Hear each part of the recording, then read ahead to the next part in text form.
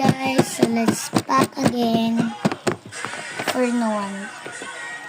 Comment naman kayo, may ginawa kong cinema. So, lagay nyo sa comments kung ano naman gawin natin.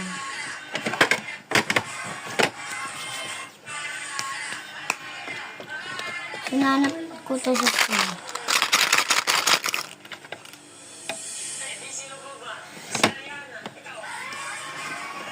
Ito guys, so binili sa akin. Hindi pa yun. Ito lip tint.